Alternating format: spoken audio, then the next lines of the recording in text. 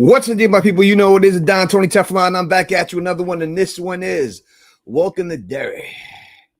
Season 1, Episode 1. This is our first ever live stream on this subject matter.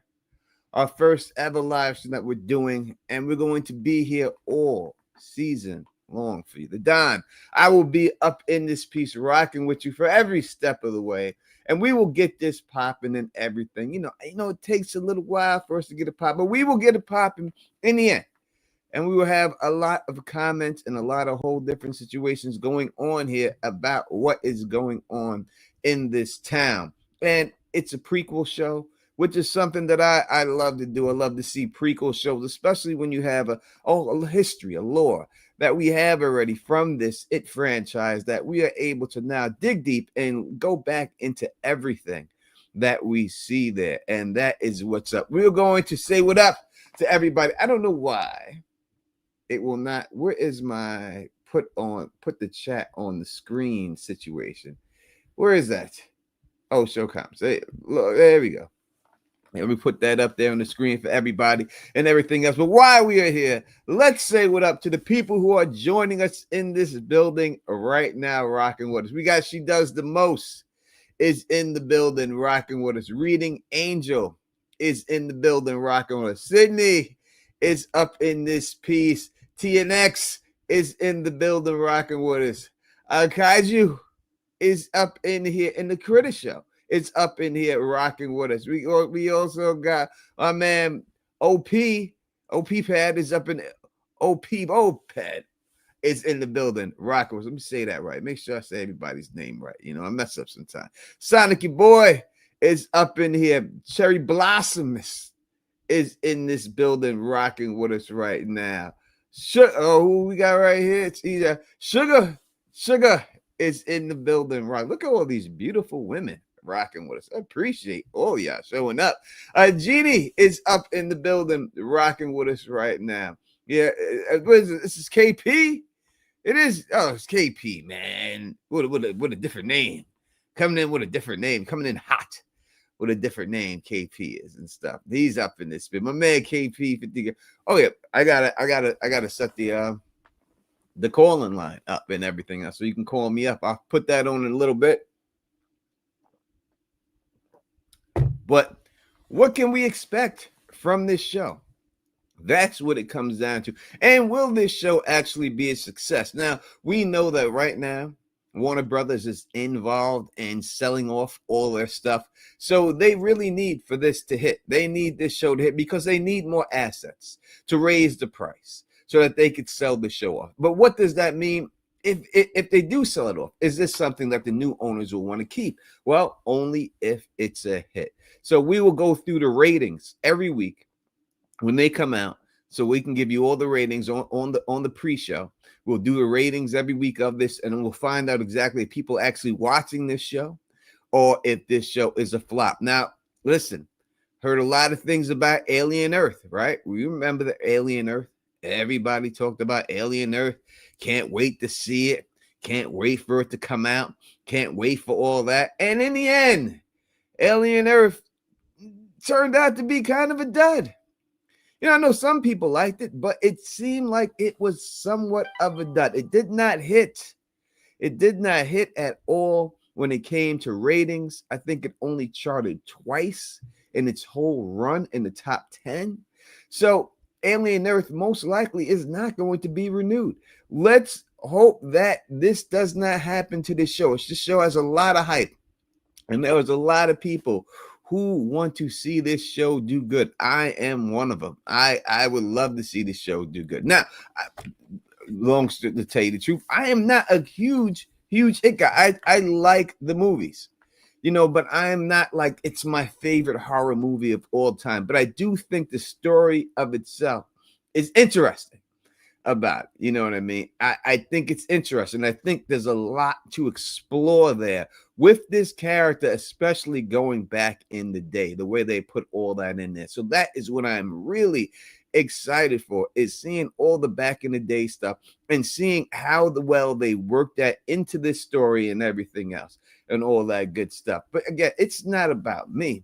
It's about what a lot of y'all say. We got our boy Fandom D Saint is entering the building. He seems to be excited about this debut and everything. Oh, look, Sonic, your boy loved Alien Earth. But yeah, here we go. She does the most, says it was just okay. So that is how it is. Let's hope that this show is the bomb, because we're here for 10 weeks. The show's on for 10 weeks. We'll hustle this out. That will get us through part of December. And then right after that will be with the Night of the Seven Kingdoms, should be coming out right from that. And then right from the Night of the Seven Kingdoms, I think we'll be almost there for From. So, let's hope that this run of ours on this channel for these shows has a really good run. And the best way for it to have a good run is for this show to be a hit. And that is what we are looking for. We want a hit show out this piece and everything else. And that is what we're looking for. That is what we want. And that is what I hope happens here. Now we're going to delve into everything, I believe, in this series, because what this character, he comes out every 27 years or so, 27, 37 years, around there, right? And everything else, right? So he comes out and now we're going to go into these characters, I do believe, parents and how they had to deal with them. And we see some of their grandparents having to deal with some of these, with this character and how they dealt with. And the Indians, who eventually did fail, but they laid this groundwork on how they were able to conquer this Pennywise creature. And I know that there are a lot of people here, especially when dealing with From. When I told y'all from the beginning that we're dealing with aliens, and people don't want to believe me, but in this show, we know it's true. Extraterrestrials is what we're dealing with in this show. We have all sorts of stories, mythologies, legends that could be interpreted as gods, who in reality were misinterpreted extraterrestrials. That's right. So when we deal with this character, let there be no doubt that we are dealing with aliens in this bitch. All right, I know it's From. Y'all think it's different, but let's be no doubt. And this also shows you how an alien can be the lead person in a horror show. It's not like if it happened in From, it wouldn't have been done before, because Pennywise, we know, is an alien. He's a creature from like the beyond the Big Bang was created. And there was another one, a turtle, and it was him. And he was the evil antithesis of this. And then he's seen the planet Earth when it was created and decided to go down and fall into the sewers and all into the pipes and all that. And people who live in this town and out there chilling in this town, this breeds anger in people. Which I think is a good thing, because when for the show, of course, but it brings out now what I don't know and I want to see in this show is, does it ever at one point, does it make people this angry? Like, is it causing the direct anger, or is the anger already in them? Are they already like prejudiced? I would say, because we're going to see a lot of that in this show, especially when he's dealing with this time period. I'm sure that they're going to delve deep into that part of it, and the Black people living in this town and the racism that they dealt with in this town. Now, were these people in this town already had some racism in them, and he just manifests that racism in them, and that is what comes out. I shall see. What up to our homegirl from Queens in the building, Chrissy from Old Stones in here. Listen, I ain't gonna lie. There are a lot of people who do a lot of live streams. There are a lot of people who got a lot of things. I got the best looking ladies in my live stream. I mean, god damn, look at everybody looking good. You're looking like a buttermilk biscuit. You look good. God damn it. All you ladies look beautiful. Thank y'all for joining us. Guys, I ain't judging y'all motherfuckers.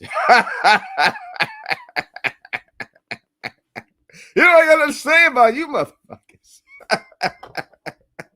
But I will say, good look. I'm glad y'all all up in there. But that's what I'm interested in. Does it have? Is it just the stuff that's already inside of the people? Is it inside of them and it just manifests and builds up, or does it put it there?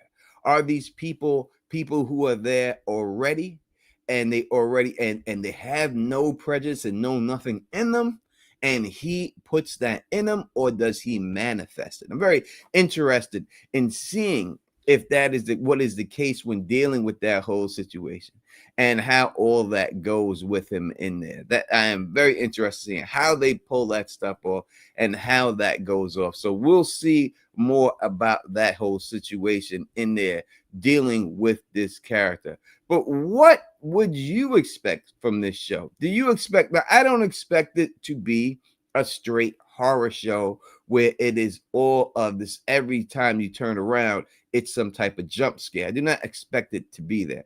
I expect it to build to a whole different level with it. I expect it to be probably slow. You know what I mean? Probably a slow build, and seeing signs of it.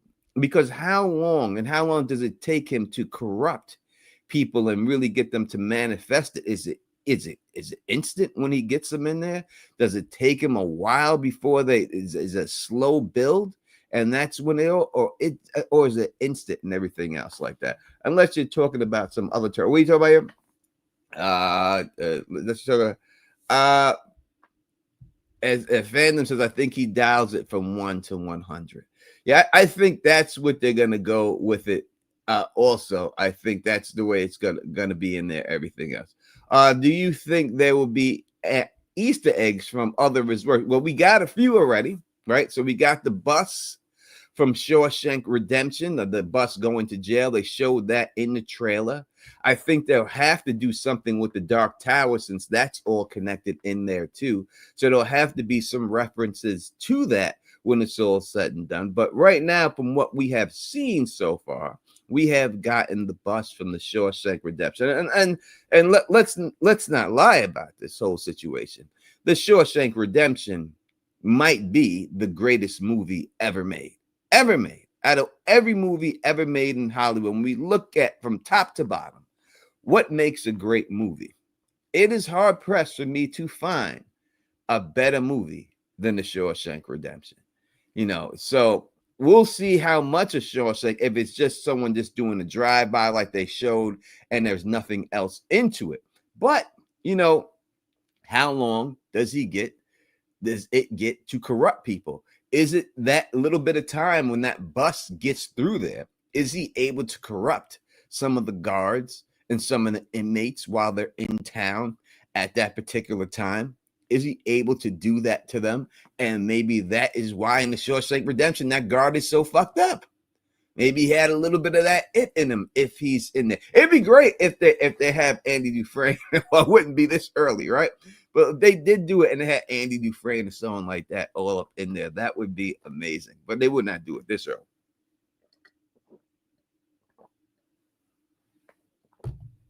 In the timeline.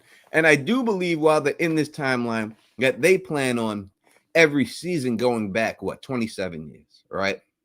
So we'll get this 27 years, and then I'll go back to the 27 years before that. And the 27 years before that, right off the bat, that most likely will be the Indian saga and the whole situation like that. And Diane LB7 says, hey, Tone, I can't wait to watch this show. I am with you. I am hyped on this show. I am about this show. We have over 50 people right off the bat watching this with us. So that means that there is a good interest. Now, I'll tell you, I have done a lot of live streams, especially for television shows. But to start right off the bat, first series of this show, first episode of this show, to have over 50 people in here in the chat right off the bat means that there is a buzz about it. Because I'll tell you, when I did From, the first one, I remember I did it with LMR, I think we had 15 people in the live stream for From. 15. That's all we got for the first one. And then the next one went up to like 25. But by the end of the season, I think we had, like, for season one, I think we had 500-600 people in the live stream. All right. And it built up like that. So we have more people than we started with From. So there's a good chance that this could be big. It's all about the actors and the fact that they brought back Mr. Skarsgård, and he is playing the character in this movie, I think is something that they needed to do. It would not have worked if they tried to have some other person in there running this and another actor doing it. It had to be this actor. It had to be him. And I think that bringing him back was amazing. Now, I'll tell you, when they did the last movies, I liked the younger versions of the characters more than the part two with the older versions of them. I really did. But the younger versions were much better.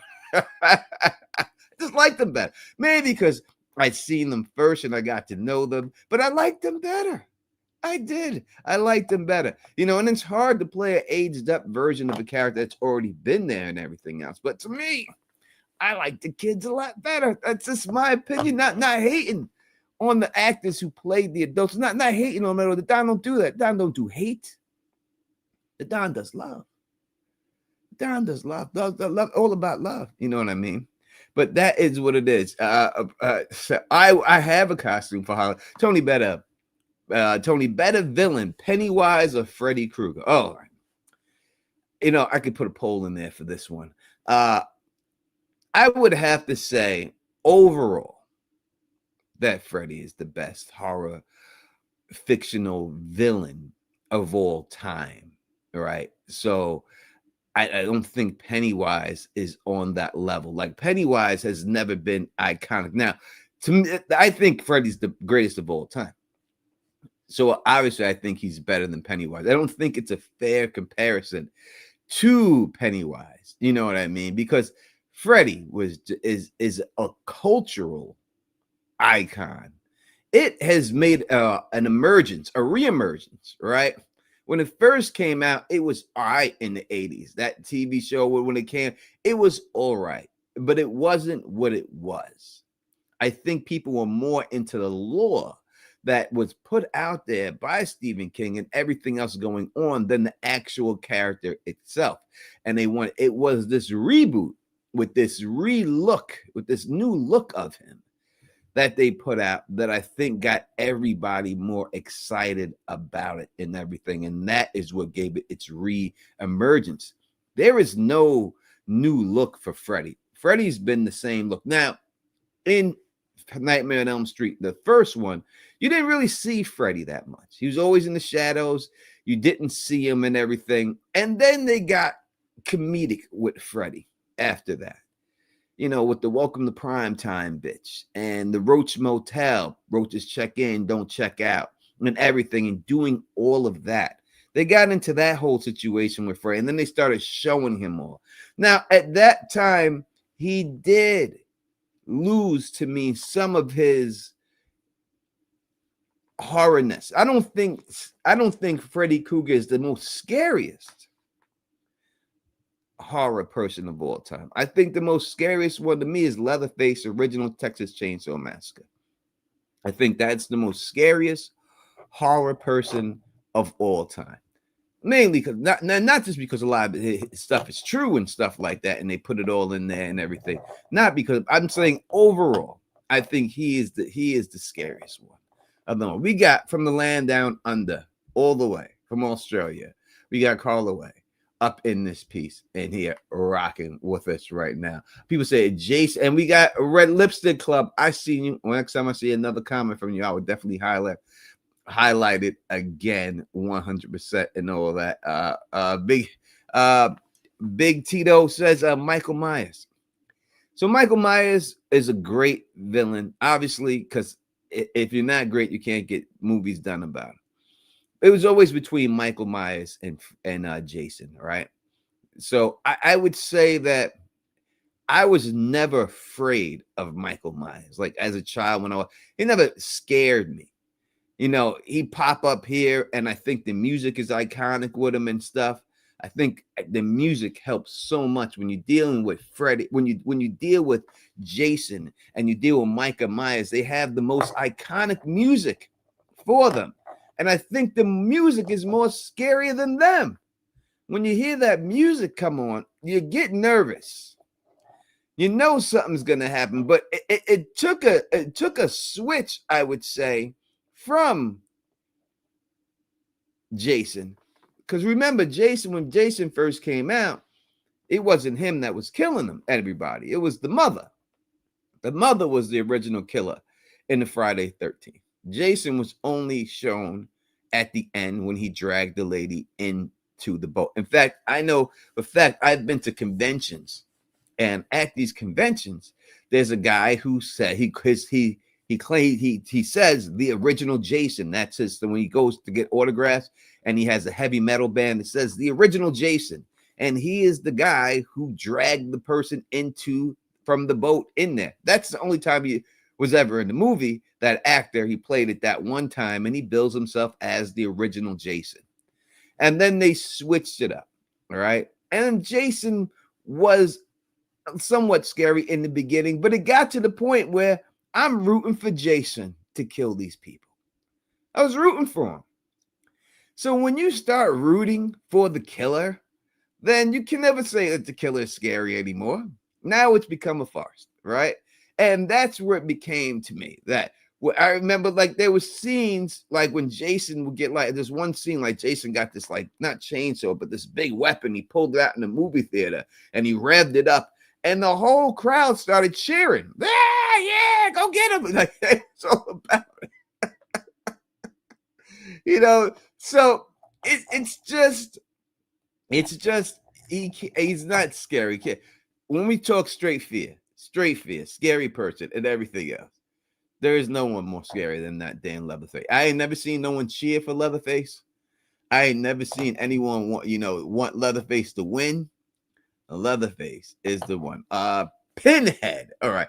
So now we're bringing up Pinhead. Tony Pinhead was terrifying, though spoke with elegance and Pinhead, I would say, is more is an iconic character. His look, especially. I don't know if he's scary. I don't know if he's scared of Pinhead. There was this one movie I seen back in the day. Maybe y'all could help me figure out the name of this movie. I forgot what it was called. But I do remember that inside of this movie, there was this silver ball. And the silver ball had like a drill on it. And it would fly around the room and it drill you right in the head. And I remember I was scared of that damn silver ball.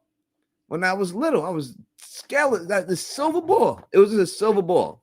And the silver ball just flew around and it got people. It had a drill and everything. Does anyone know what the name of that movie is that I'm talking about there? I have forgotten that name of that movie, but I do remember that's what people say. Phantasm is what we're getting here. Phantasm is what. Yes, that is what it is. People say Phantasm. I was scared of that silver ball, but then I wanted the silver ball. But I remember watching that when I was younger and everything else. And whatever happened to them? Why'd they do that shit over again? They do all these remakes and stuff, but they don't do that and everything. Yeah, Phantasm scared me. Watched that movie when I was, so did I. And it did scare me too, 100%. We got the issues, man. He's in the background. He will be joining us soon. We will open the phone lines up to all of you. If you want to call in, you know Phil's number. Hit that number. Put it in the chat for people. You can call and you can talk to us and let us know what you expect from this show. Derry. Leprechaun is scary. Leprechaun is dirty. I don't know, he's scary. He's just dirty. Like, Chucky ain't scary. Like, I was never scared of Chucky. I always thought I can kick Chucky's ass. Like, I never thought Chucky could beat me. Like, there was never a time in my life that I thought Chucky could kill me. Like, I always believed I'd kick Chucky's ass. And the same thing with that leprechaun. I never thought that leprechaun could beat me. Even as a child, I was like, I'll fuck this leprechaun up if it came near me. I think Candyman was scary.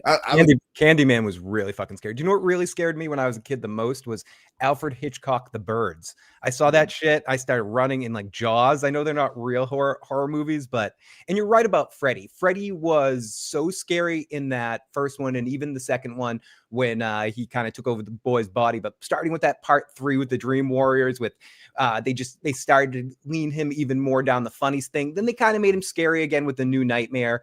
And the thing about Mike Myers, I can't be scared of someone in a William Shatner mask.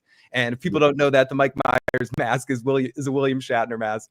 But Mike Myers, Jason was scary to a point. But the thing about Jason, you kind of hinted at this too, not just in the first one, also in, I think it's the 5th one, it's not Jason too. It's like a copycat killer. Like there's so many ones. And then eventually Jason goes to Manhattan, but he doesn't really go to Manhattan. He rides on a boat for a while and then he goes to space and he becomes disfigured. But I will say one of the best versus movies ever made was Freddy versus Jason. Like that gave you everything you wanted in a movie like that. You know, like so many movies like Aliens versus Predators, you get too much bullshit with humans.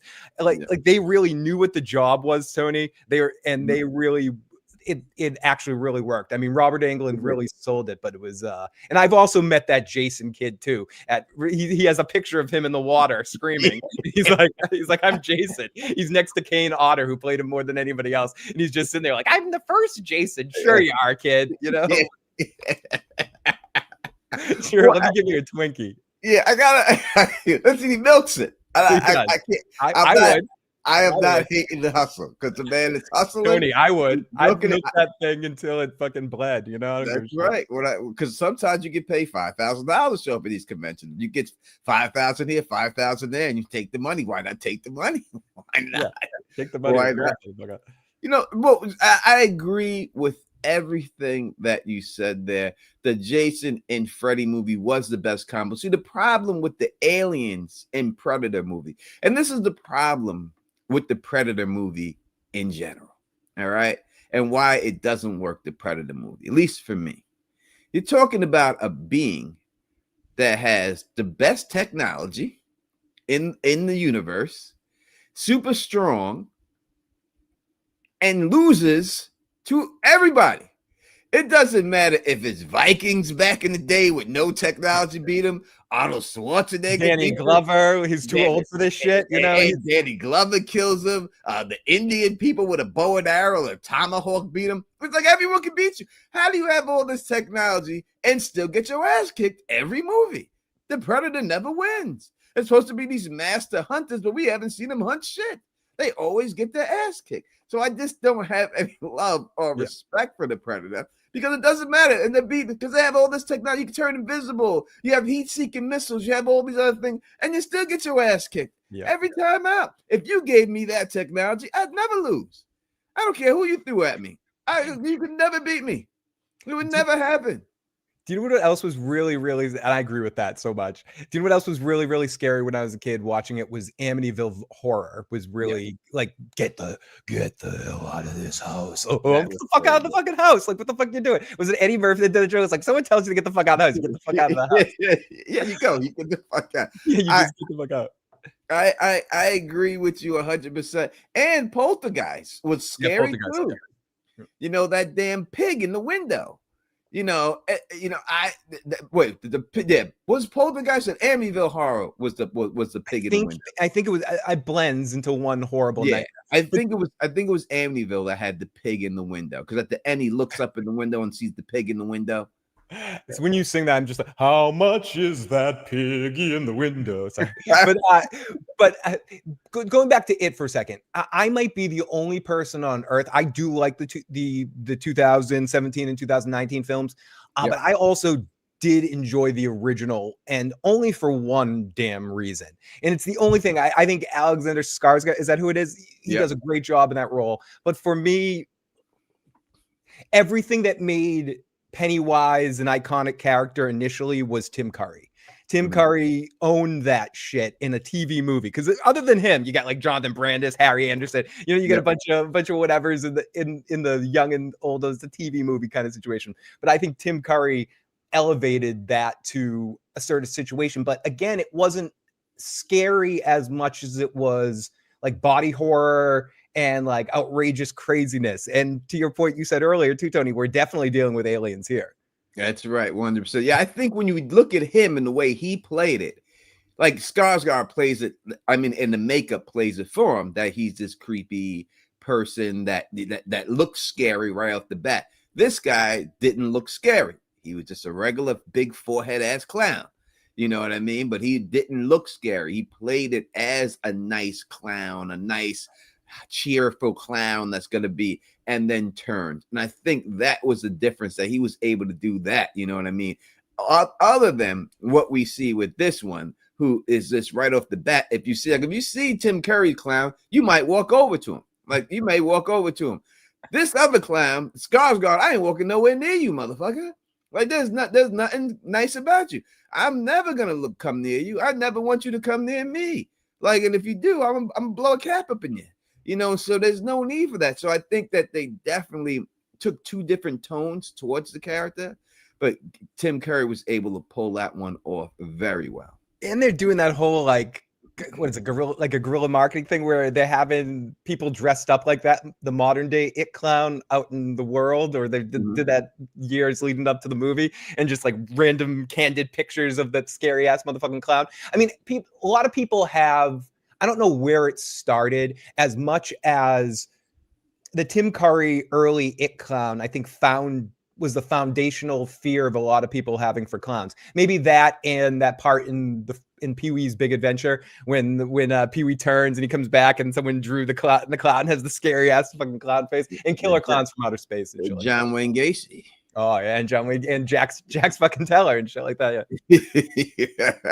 It was all of them that got everything going with this whole clown. But I think people have been afraid of clowns their whole life. I think there's a big fear of clowns, and they capitalize on this whole situation. Yeah, and then you see like this Andrew Skarsgård clown doing dances on TikTok and shit.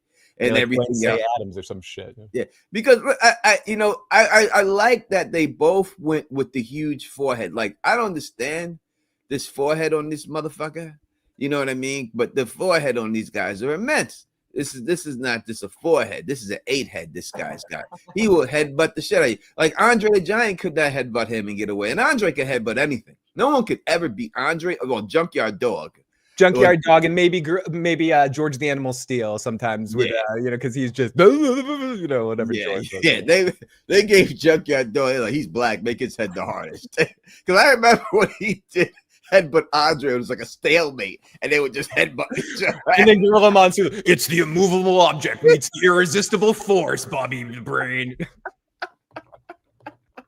But this guy can hang with all of them. And so what we know about this character and everything is that, this is the form that he likes the most, but he can take any form. Yes. Shapeshifter, he could take any form. Do you think we will see him in other forms than this one during this series? I hope Ray has him turn into the Stay Puft Marshmallow Man. Take your forms. I think we're going to see a lot more of. And I got to admit, I never learned to read, Tony, but I did thumb through books before in my past. Now, I listened to audiobooks before, but it is a book that I haven't read. I've read a lot of Stephen King stuff, but I do know that there's a lot more to different forms that this creature takes, that especially in the original version, in the television, the 80s version, they didn't explore that as much. They explored it a little bit more in the 2017 and 2019 film. But one thing that's interesting about this is they're changing the time period. They're moving this to to the 1960s, which is more set in where the original one was, where the movies were set in the 80s. So they're setting this back for a time, and you were talking about that a little bit earlier. So I do think we're going to see him taking other forms. How much do you think they're going to pay for Skarsgård to be there and be the clown? Or are they going to save that for this first episode and the last episode, and then he's going to be in some other forms in the middle episodes? I don't think we're going to see the movie star in every single episode, Tony. They got kind of that. HBO doesn't have that kind of money anymore, right? Yeah. They don't want to spend it on this guy. Anthony, thank you for subscribing. Truly appreciate you subscribing to the channel. We'll be here every week popping this up, and we're doing the post game show right off. What's going on, Bill Tron? What's up to you? Hope everything is going on and a good day like that. And we have Have we ever seen MMP Piosa? That Peso. looks like a new. That looks like a new name to me. It does to me. So there's a YouTuber who have a theory that the widespread fear of clowns is an ancestral memory of the Niflheim. It's nuts. I'll be talking about like Niflheim. What is that? That's throwing them, right? That would be those. I have never heard that theory or anything else like that. I think clowns are scary because they have these big faces on them, and people sometimes are afraid of these painted faces. I don't know if it goes back to Thor or anything else. It possibly could. Bill Tron says Mark Hamill took the role because basically yes. This is a little side thing. Originally, because of his success at playing the character of It and Pennywise, the most amazing version of Batman ever, the Batman and Superman, the Batman Superman animated series, the Warner Brothers series, the animated series. Mark Hamill is famous for playing the Joker. He wasn't originally cast as the Joker. They cast Tim Curry as the Joker because of his work in this. And they have a couple clips of him. You can see him play in the first episode that he tried the Joker. They're like, you're too damn scary for a kid's show. And they ended up firing him and getting Mark Hamill to do it because Tim Curry was scaring people left and right because I was never afraid of clowns like that. I was afraid of people in like character costumes and shit like that. But clowns are just sad to me. I find clowns more sad. Yeah, I never was afraid of a clown. I never that was never a fear of mine. But people have different fears for different reasons. I think it's when something happens at your life at that time, and you introduce, if you have some type of trauma, and then you see the clown. I think that trauma manifests in that figure. Just like when you eat something and you have a bad time, and the first time you try something, it could manifest into trauma, and you don't like that food. Or if someone's afraid, my grandmother was afraid of cats because the first time she met a cat, it like jumped on her face and started scratching her and shit. So she's like, she was like, all cats are evil and they want to kill you. Oh, and let's say, so I am not new, by the way. I used to watch you a lot during your Game of Thrones days. Nice to see you are still broadcast. Well, nice to have you back here. We are still going to be doing Game of Thrones in the January with Night of the Seven Kingdoms. We will twice next year. We'll be doing that, and then we'll go right into House of the Dragon, and then I'm figuring From is going to be right. It's cemented around it. Hopefully not when they both come out, but maybe right in the middle of them. That would be a great thing for the channel. So we could only make sure you hit that thumbs up button for your boy, the Don Tony Teflon. We got a new member in the building. Thank you for becoming a member. We truly appreciate you, aka we appreciate you. Appreciate you becoming a member. We really appreciate that. Thank you 100%. That we definitely. I know who you are. Yeah, is that Mika? Yeah, it's Mika. I see your eyeball. It's trying to hide. She's got a very recognizable eyeball. Yeah, it's trying to hide. She's got like 10 different YouTube names. She's always and I'm going with what you say. I'm not afraid of clowns, but I don't like them either. I'm not interested. Yeah. Bozo, I had no interest in that Bozo the Clown. I think the most famous clown besides Krusty the Clown for me growing up, Tony, was Bozo the Clown, right? Did you remember Bozo? Yeah, I remember. I had Bozo bed sheets, bro. Yeah, I had a Bozo. I think I had a Bozo shirt or a Bozo. I had some Bozo crap. Like he was the only clown that I say I kind of got into at a point in time, maybe.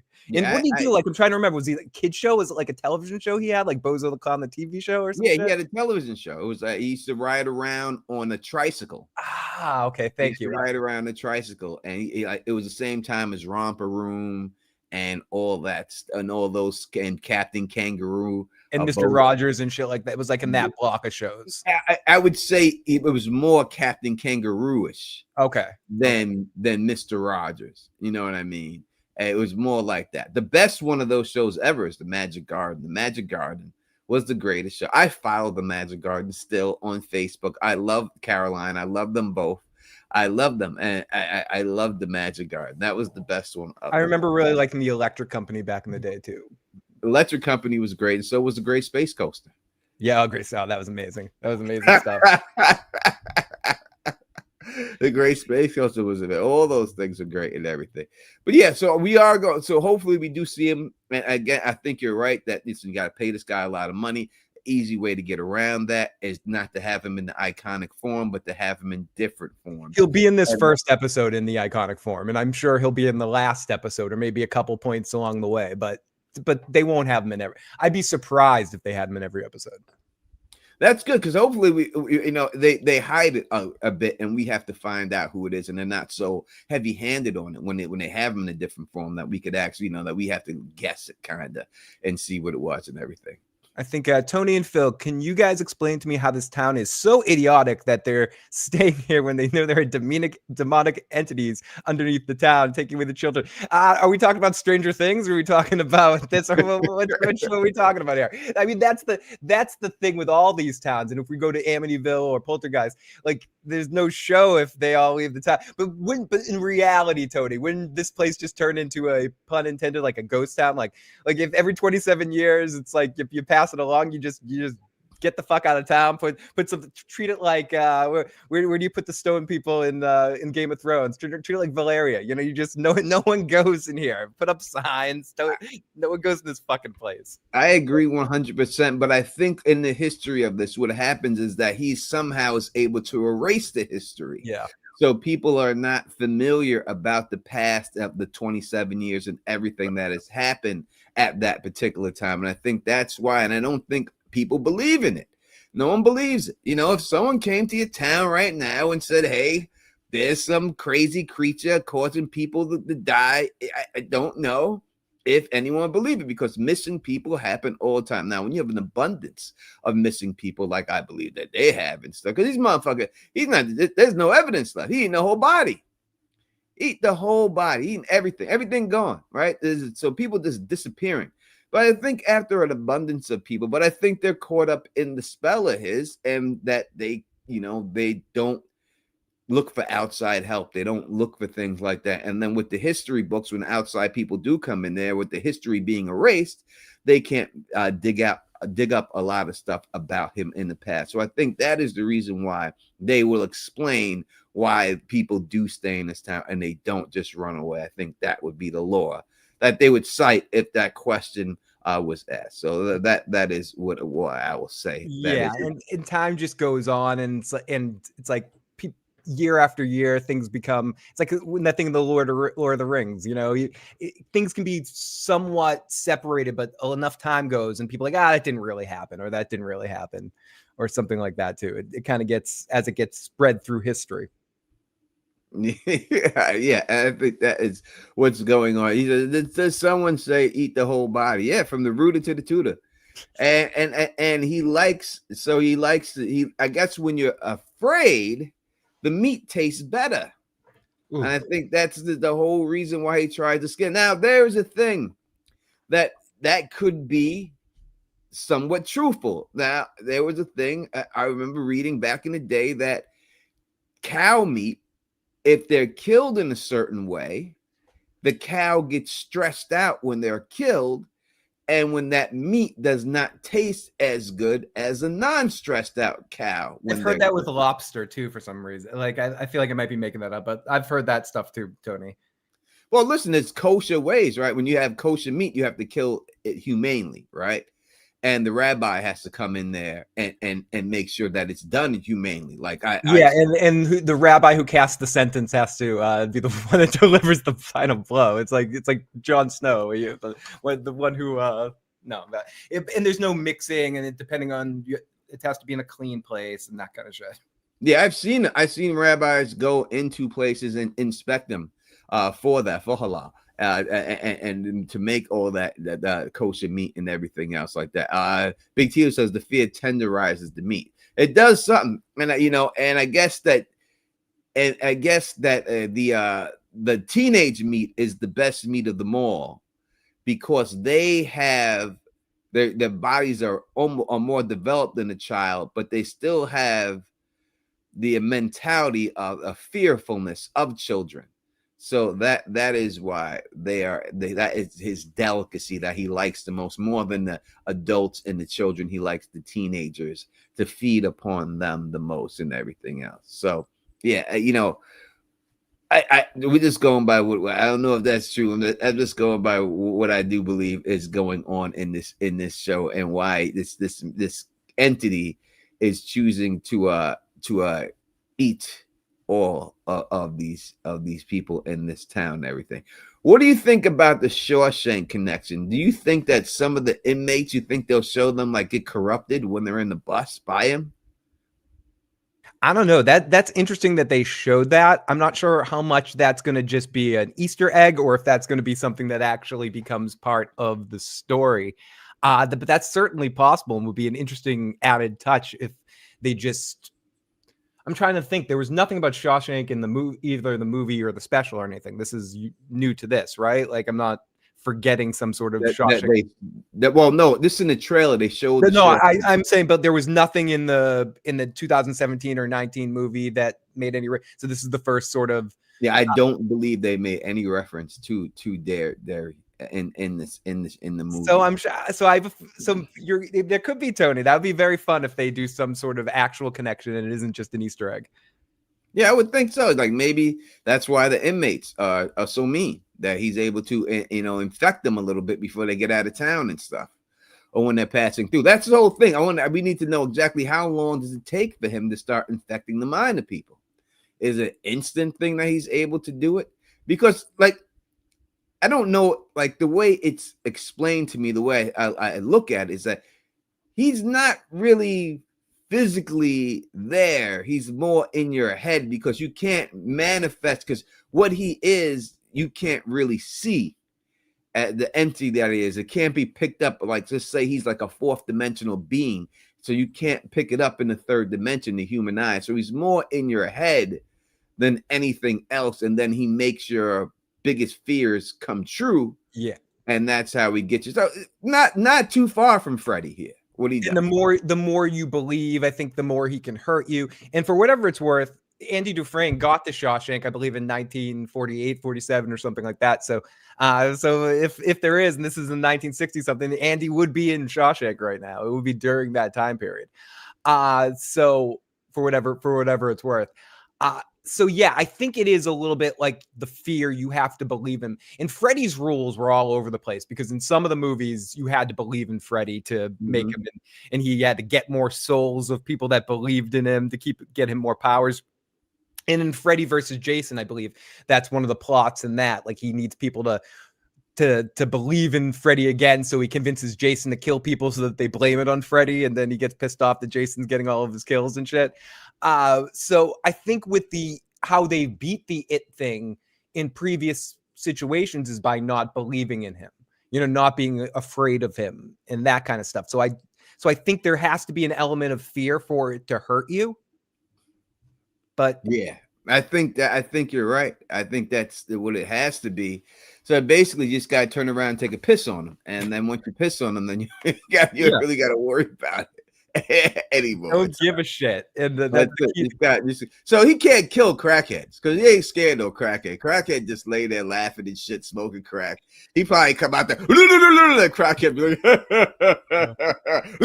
back at you, motherfucker. You got $1, man. You got $1. You got $1, man. That's why you don't go to the city. Can't fuck with them crackheads up in there and stuff. He can't have fuck with them crackers. You can't deal with those motherfuckers. That means no scaring those motherfuckers at all. And shit. They probably try to run. And like I said, this like From. I told y'all back in the day, there's a reason why there's no hillbillies in From. Because them hillbillies will get those creatures. The hillbillies will lasso those fuckers and ride them and shit. And you don't want to fuck with no hillbilly. Like, they be all over those creatures. They be like, there goes one Billy Bob. Go get him right now. Go get him. That would just be it. So that's why you don't see no hillbillies in From and stuff. And again, all this, and I don't want to tie everything back to From, but in the end, listen, all these movies and these horror movies of this certain type, and there are similarities here dealing with From. And I think that it all has to somehow, fear is an essence that is viable to their storyline, not us being fear, but the characters in there, like they feed off this fear. And I do believe that's going on in From too. I do believe that the fear in the From is what is also being experimented on in this whole situation and everything else. I think it all comes together, but whether it's from Freddy, it, or whatever, it's all the same type of fear motivation in there. I just think that they're all doing it for different reasons, but I do believe that all will come together in the end. That's what you're going to see in From when it's all said and done, that the experiment is about fear. Yeah, that's the difference with Jason. Jason's just killing because he hates when teenagers have sex. Yeah, You know, he doesn't care if you're afraid. He wants you happy and relaxed, and he'll he hates when people are he doesn't mind when a little kid is afraid. He might let you go. MM Posia says, I think it's true with a lot of magic that you have to be a believer to be affected. Yeah, and a lot of the fear-based people or these characters or these situations. So what's going to be, and there is magic here too. Magic, there is a character who has the ability to do magic and all that. Who we'll see this season. Yep. And it's going to be, I mean, they're going to sort of explore the origin. This is set in the universe of the 2017 and 2019 films. It has nothing to do with the 80s series, but it is set as a prequel. I'm just reading a couple of facts I have. It's going to be set in Derry, it takes place in the 60s, decades before the Losers Club. Bill Skarsgård is rumored but not confirmed, but he's going to be there. The cynical nature of the evil in Derry, the town's corruption, complexity, and it's going to explore other evils and horrors going on in the town, as well as social issues in the 60s through a horror lens. Yeah, and it'll go back every season will be 27 years. Yeah, every season. Yep. We'll keep going back 27 years. So listen, he should win at the end of the series. Right, every season it should not get killed. It should always win, and at the end, which is going to be. Do you think that is a satisfying ending for people? Will people be cool with the monster winning every time it goes out? Since these kids, from what we know, were the only ones who were able to actually take him out and kill him. If he is killed for a final time this time, we don't know. But they're the only ones who figured it out. So everyone that we see, in the end, he has to win. Will people be satisfied with him just winning at the end all the time? That's an interesting question, because I wonder, is it going to be that? Is it going to be that he wins completely, which I could see that being happen, and I'm going to hold that thought for a second because I do have a thought about that. But it also could be a Matrix-like thing where they beat him, but it just resets again. And you beat him, everyone forgets about it, and he starts again. When everyone forgets about me, I can be birthed again. You know, there's something about there's no really beating him, and they beat him for the final time, and maybe some other people think that they beat him, but he finds a way to come back like every other horror person. But to the point, unlike other series, with prequel series, they're working in reverse. They're not working forwards. So do I think it depends. Are they going to use this season to make us do what you were talking about with, because I agree with Freddy and more to an extent with Jason, by the end of those series, you were rooting for them to kill people. You're rooting for Jason to be the murderer. Like, are they going to do that where in these two seasons, like the people in town are going to be so insufferable that we're going to end up rooting for Pennywise to kill them all? That would be hard, because if you try to make people care about these characters, you try to make people want, because the bottom line is these characters are going to have a lot more screen time than he is, than it is, right? True.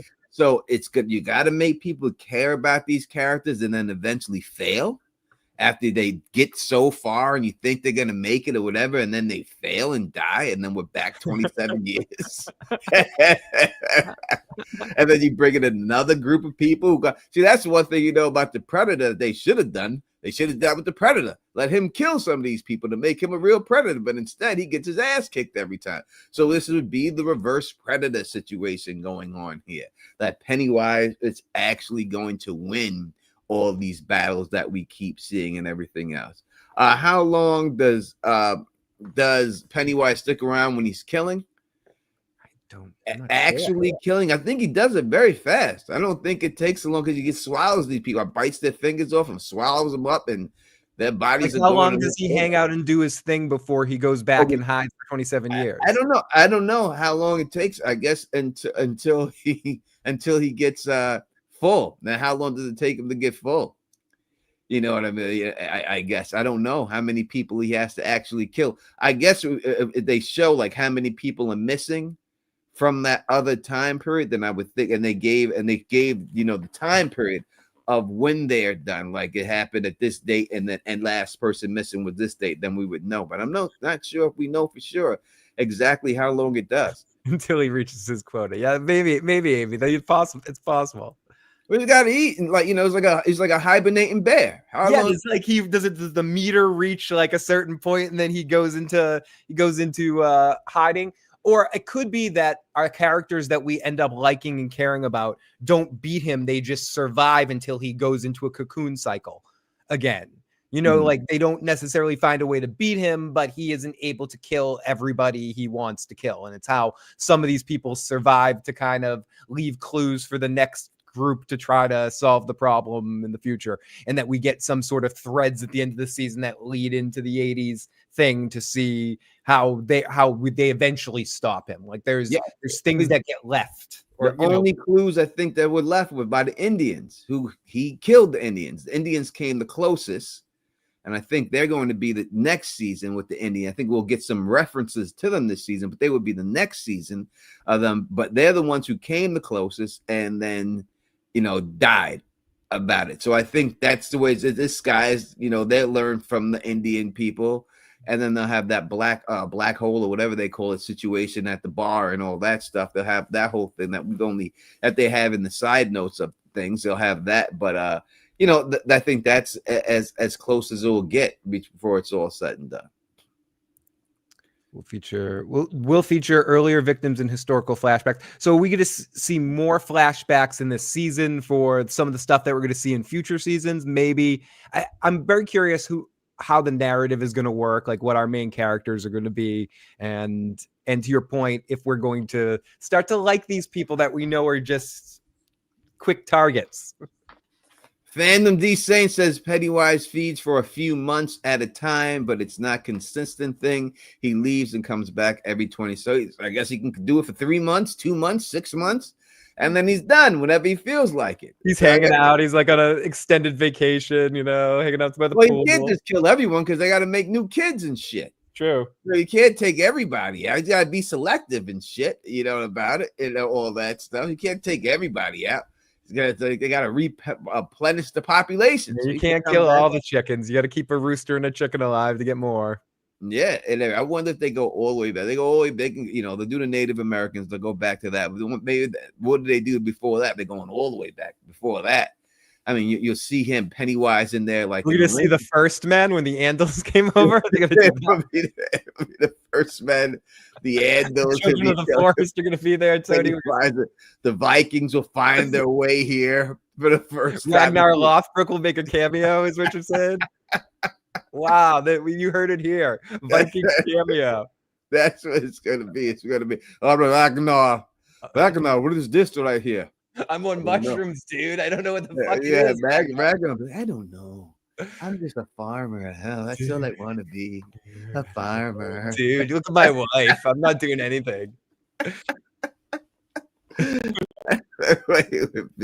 they go back. Listen, realistically, I see this thing going 3 seasons if they're lucky. Yeah. I would see it. It seems like a 3-season show. It doesn't seem like it goes any long. What do you think? Yeah, I mean, at this point, the way HBO is going with how quickly they pulled the plug on was the race car series with the dude from Lost, or just Duster. I mean, I think no matter what, HBO is in a weird point that if something doesn't kind of buzz and hit pretty quick, at least to a certain extent, it'll be hard for them to bring back. So I would say 3 seasons is realistic. They probably committed to 2, and if it does well, they'll give another one. This is a good time slot. The Task did well. It's setting up for it's in the middle spot. That's going to be Night of the Seven Kingdoms next, and they set this spot. This is the HBO primetime spot. So if this. I have a good feeling that they'll get 3 seasons. I can't see them stretching it out any further than that, especially if they're going in reverse, Tony. Because we're going to end up. We're going to how far are you going to go back? To the handles. You got to go back to the yeah, we got to go back to this first man handle shit. You had to go back to that. What's going on, Katie Joe? Thank you for stopping by. I appreciate you. You know, listen, we're going to see how far, but I think I see it as a 3-season show. Yeah. I can't see him stretching it any longer. Again, we're in this middle of the selling of the WB. So everything can be changed because depending on who buys it, which most likely be Paramount, there'll be the people who buy it, the Oracle family. We'll see how they are and what they want to do. And I tell people that, you know, don't think about all this Superman shit with James Gunn because these new people buy it. They get rid of James Gunn just like that. Tony, we're finally going to see my dream of a Game of Thrones and Star Trek crossover if that happens. We're going to see the Deep Space Nine crossing over into Westeros sometime. No, I'm kidding. But yeah, Paramount's been okay. So come on, Paramount. You know, you can be anything can be better than this asshole that's done all this shit with HBO. Well, you know, listen, they were okay, and I said if you look at there is a shift in Paramount right now, right, and you could see it like. They are basically like that. What was that guy's name? Sheraton. Yep. Who did Yellowstone? You know, I'm talking that guy. Yep. It's basically he's whatever he wants to put out, they put out. It's bad, and that is what they're going on and stuff. That is the way that they're going with all their shows, are all like Sheraton. So now I like his shows. I think he had something to do with. I think he's the one who did Tulsa King. He's going to do New Orleans King. I like the early episodes of Yellowstone. I liked all that. I thought that was good. He's got 17 spin-offs from Yellowstone. Yeah, so I think, you know, I would not, but it is a certain point of view, shall I say, that you get when you have that. And don't know if this fits that point of view or anything else like that and all that good stuff. And everything else like that. That's funny. Better Superman 2025 or Man of Steel. Let's highlight the guy. It says, hey Tony, can I mention my Walking Dead stream on October 31st? Sure. Well, why not? I'll mention it for you. How about that? Real Cinema Therapy is having a Walking Dead stream on October 31st, talking about the history of the Walking Dead and celebrating all these years that it's been on television. And if you're into Walking Dead, I suggest that you definitely go check out Real Cinema Therapy's channel on October 39th. Put your Halloween costume on. They will all be dressed up too.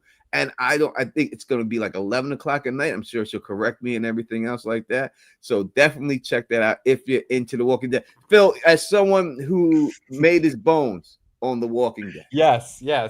Don't remind me.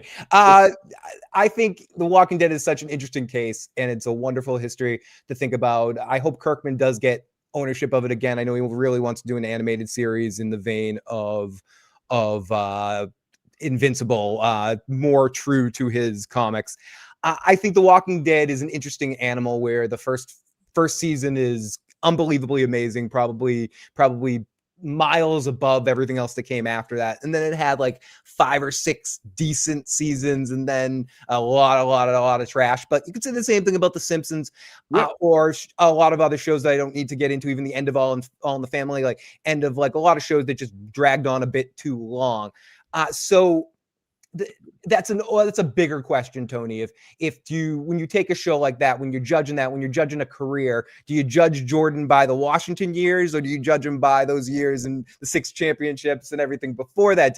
Does that take away when you see a great fighter and he comes back and does it take away when they go in for that one last fight that they shouldn't have fought? Does Muhammad Ali against Larry Holmes take away everything that Muhammad was? No, it doesn't. So I do think The Walking Dead is incredibly iconic and amazing and has so many different spots for it. The Telltale game, someone said that in the corner of my eye, some of the best Walking Dead stories. So I know that's a more Walking Dead talk than I should, but I think that's interesting. You should definitely check out that series because it has a great history, even though it became a chore, and still a chore to this day. It did. Listen, it changed television. There's not many shows that you could say that actually changed television. The Walking Dead changed television. It took that genre of show and made no one thought would be popular, and became more than popular. Became a phenomenal. You know, and it became phenomenal. It blew up a network by itself. The one show people subscribe to get that network for that show, right? You haven't seen that done. Like I would say, look at From. From's a good show. It's a really good show. My favorite show on television right now. But not many people went and subscribed to MGM to watch it and kept on that whole thing. Like it didn't blow that network up. 100%. And From, as big as I like From, it's probably one of my favorite shows on TV, and it's close, and I think I like it better than Severance. Severance got even more national popularity, and more people got into that, and people aren't getting Apple for that. You know, people are just like, I'm not getting another service. I'm just not doing it, especially with the rising prices, and they're cutting out password sharing and all that kind of shit. In some of these things, people aren't picking up things for individual series. Walking Dead really made people watch AMC, made more people watch Breaking Bad because of the popularity of Walking Dead, and Mad Men too, because they were on that network that The Walking Dead was bringing lightning to. So AMC filled it with a lot of those awesome shows at that age, the Breaking Bad and Mad Men, two of the best shows of that era. Yeah, and when you look at it, you know, AMC was nothing before that. You know, look at the stuff that they put on before The Walking Dead came out. It had nothing to do with television shows. All their television shows were basically documentaries, and that's what they were focused on mostly. And this show blew that network up and made that network viable. It was all because of one show. You could say the same thing about Sopranos for HBO. You know, HBO was there. You'd say True Blood was there first, and people were subscribed to HBO, but The Sopranos boosted it, and then Game of Thrones boosted it, right, and everything else. So it did for those networks. This did that for a regular cable channel, not a paid premium cable channel, just a regular cable channel that you didn't expect that type of work on that type of channel, you know. And it's the last real cable channel like that's had huge success, and they still do, as people are saying. People still watch the Daryl Show and Dead City and Rick and Michonne and all those type of stuff. So and eventually the reunion Walking Dead thing that will all come and bring all the series back together, like Voltron one more time. So The Walking Dead is a devil that deserves its due. It's like, to me, The Walking Dead it's like a soap opera. It's like The Young and the Restless, the way it keeps going. You know what I mean? Like that's the only thing you see that runs long like that are soaps. You don't see television shows run as long as this show was running. 90210, the zombie years. Sonic, your boy, Oz in the middle, great show. It does hit a wall, so to speak, in the middle of season 4. And if we're talking about horror shows that have a lot of clowns on it, it's definitely Oz. There's a lot of people in makeup dressing like clowns and shit. And to go to the clown thing again too, to go people scared of clowns, the It thing, it transfers on. We've talked about Batman a few times tonight and Warner Brothers too. Obviously, the Joker, as much as the Joker influence on Pennywise and back and forth and all of that stuff too. Another scary evil clown, Killer Clowns from Outer Space. I mentioned that earlier. The idea of an evil clown is something that's not individual to this, but this is one of the most iconic evil clowns out there. It's sitting at that evil clown table. Yeah, it's something that's supposed to be nice that turns out to be evil. And when you have something like that, it always works, whether it's Chucky with a doll supposed to be I'm your friend to the end, and now it's a doll that's murdering people and stuff, or anything, a little pig, the little pig in Amityville Horror. What's the pig in Amityville Horror? Poltergeist. Now, I need to know. I'm thinking it's Amityville Horror, but now I really think it was. I'm looking it up. I think it was Poltergeist. I think the pig was in the Poltergeist movie. I think that's where it was at, out there and everything like that. You know, but I do think that the title of the play in the 1982 film Poltergeist is Daffy Duck and Porky Pig deliver a package to a haunted terror in the middle of the storm. Porky wants to wait until the next day. Oh no, that's something different. That's a Looney Tunes. I was like, that was no damn Daffy Duck, man. It's a Looney Tunes spoof. No, Freddie Fireworks says the pig was in Amityville. Tony, I was just reading this is a Looney Tunes Poltergeist spoof. Sorry about that. I remember. See, the Amityville Horror was that it was a real house in Long Island. you know. And I remember my father taking me and my family to Rabbit drive by the house when I was little. I kind of remember that too. Yeah. I remember driving by the house. They were out there just to drive by the damn house, the Amityville house, and everything else. I know the pig was in the window at the end. I could see the guy squinting and looking up, and then the lightning flashes, and then you see the pig, and then the flashes again, and the pig is gone. But Poltergeist is the one where he ripped his face off in the mirror, right? Where he grabs his face and he pulls all the chunks of his skin off in the mirror, and they Yes. fall into the sink, and then he looks back up and it's regular. Yep. And I'm actually looking at some images right now of the Amityville pig. And I forgot Lois Lane was in Amityville. Margot Kidder or whatever her name is. Mm-hmm. And Yeah, yes, so- the pig is definitely Amityville. Yeah, I remember it in the window, and the thing that's iconic about Amityville Horror are the windows of the house, the way the house looks and everything else. And all that. I remember the pig and the lightning flash and all that stuff and all that. Yeah. But that's when, you know, when those came out, those movies and stuff, there was no VCR, there was no beta, there was none of that. So you seen it the one time in the cinema and you never got a chance to see it again until later on when that stuff came out and they re-released everything on that. But that time, you know, you went to the movies back in the day before VCRs and DVDs, and all you young people don't know that. You seen the movie one time, you never got a chance to see it again. Yeah, It you was have it. to It was hope for it over. to be. You'd look in the TV guide and pray that you could see it come on at some point in time. Yeah, it was just over. It was done. You seen the movie one time and it was over, and you kept that. And you know, it didn't make it boring and anything like that, and all that good stuff. You know, it made it just like, oh, it's stuck in your head, and you tried to remember as much as you can remember with it. You know what I mean? And that's just what it was and stuff. So that's what made up. And then when you got VCR tapes and everything else and all that, and beta tapes, VHS, VCR, same difference. When they always came out and the beta tapes, there was three of them. It was VHS, VCR, and then beta. Beta was the smaller tapes and all that and all that. Yep, and all those things. So it was all three machines competing for the same business.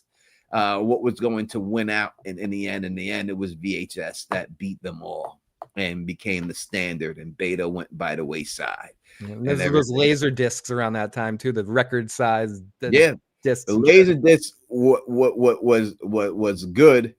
It was good, but they were huge. Huge. They were like record size CDs. Yeah. They were on the right track. They just didn't have the size. So you never seen the pig like that in this movie. They never showed. It was a silhouette of the pig. Yeah, it was like in the wind. These are more art enhanced versions of. Yeah, it was just the pig in the wind. No one knows what it was. Just a silhouette of the pig in there. And that was it, and everything else. And Poltergeist was when they came out the television set. Right, is when you put the hand. That's Drew Barrymore was Poltergeist, correct?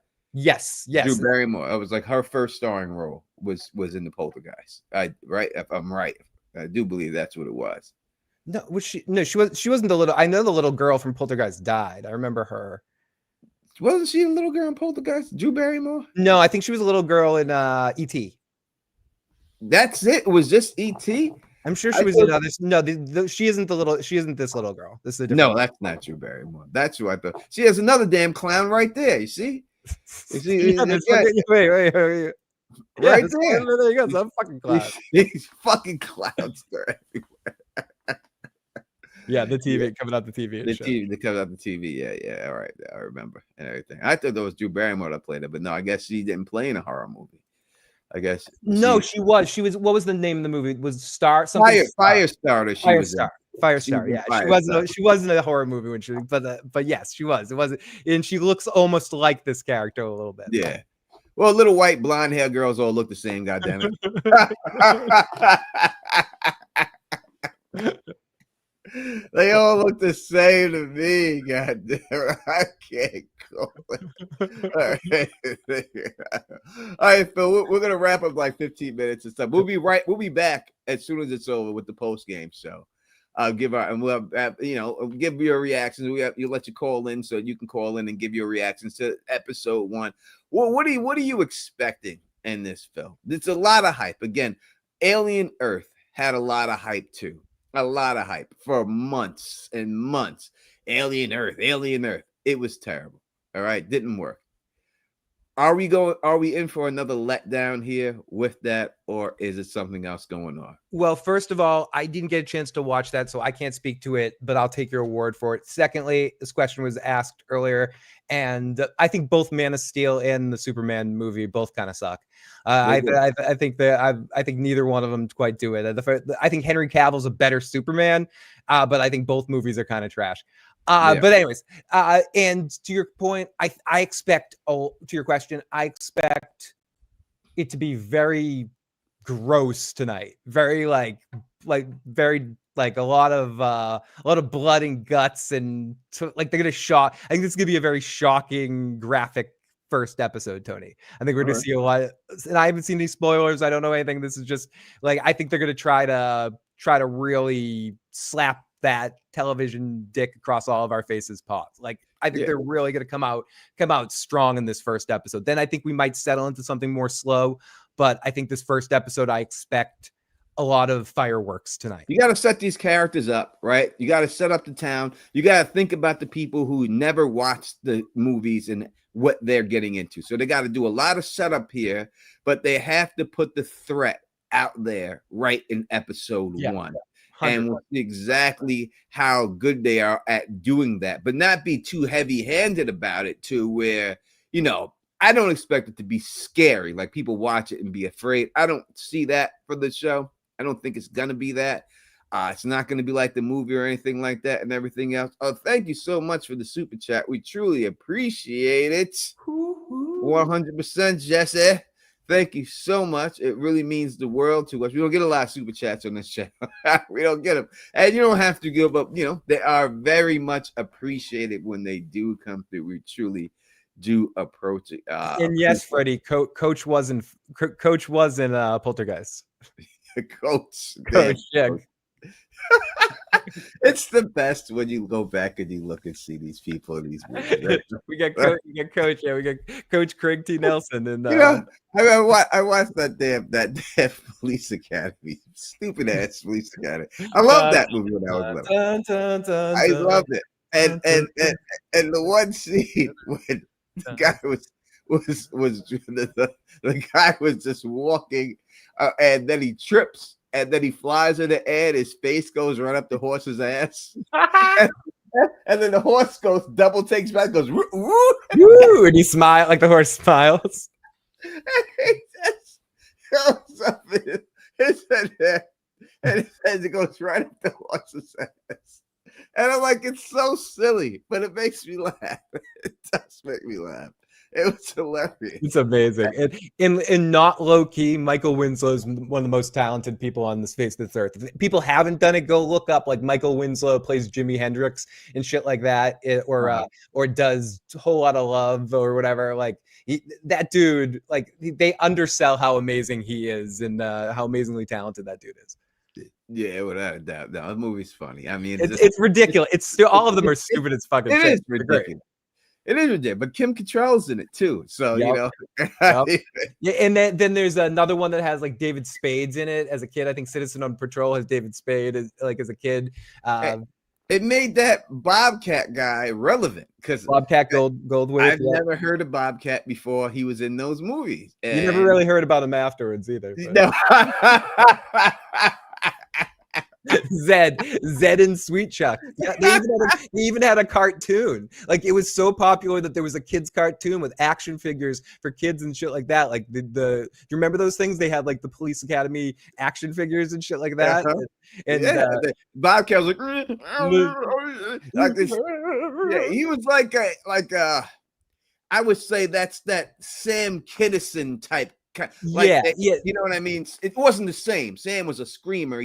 But it was that type of gimmick. Like and Bob had like an absurdness to him too. If a funny Bob movie is Hot to Trot, where John Candy does the voice of a horse, kind of like Mr. Ed, and Bobcat plays like an executive, and he's also very funny in Scrooged with Bill Murray beating the shit out of him. He plays like the Cratchit role and gets his ass kicked through Bill Murray. But he had his little burst came from that. It's great. Yeah, it is. He does. He still directs movies and stuff like that. He's a funny guy. He was very good friends with like Artie Lang and like in that whole crew and Norm Macdonald. He's like he always works. He's a behind the scenes guy, but his sort of star maker was that the way that the police academy. The police academy. It was the Police Academy. Police Academy 2, he played the bad guy, and then in part 3 he came back and he joined the one of the a cop and stuff. Yeah, he was so popular. Yeah. Stop it, dirtbag. I think Bobcat? I don't think he was in the first. Was he in the first? He was not in the Reginald movie. No, although he does look a little bit like Booger. I could see why you might confuse him with Booger, but he's not Booger. He's not Booger. No, he's not Booger. He's not Booger at all. But the guy from the Simpsons, from the Bundys, was in there. Marcy's husband. Oh Jefferson was the head bad guy. He's the quarterback. He's the quarterback. Yeah, head douchebag. Yeah. All right, people, we're going off on a tangent, so we'll get up out of here. It's tough on a pre-show of a show that hasn't aired yet to talk about anything, you know. So no one can blame us. We got you a little bit excited for the show, and we gave you some points and stuff to look towards, and gave you our feelings of what we think is not going to happen, but what they're going to try to do, and hopefully they are able to put it off. Again, pre-game shows next, we'll have numbers every week. It's going to be in the ratings, and then we'll see exactly how good it's doing. We'll talk about that, and then we'll be able to give our predictions for the next episodes. Again, we are not YouTubers who have got screeners, so we have not seen it. We will not see it. We're going to watch it along with you. So everything we put out there will just be what we think. So don't believe a lot of these other YouTubers, because they did get screeners and they ain't honest about it. I think this is gonna happen. I swear I didn't see him. Fuck you. But a lot of them are, and they put it right there. You know, I've seen the first 6 episodes. This is what it is, and all that. Amy made me look. I was like, what the fuck? All right, we will be back at 10 o'clock. That's when it'll be over. Yeah. We'll be back at 10 o'clock, around 10:15 or so. I think it's set up for. Y'all enjoy it's gonna be bloody, Tony. It's gonna be very bloody tonight, I think. Do you think it's gonna be bloody tonight? I think it's gonna be bloody tonight.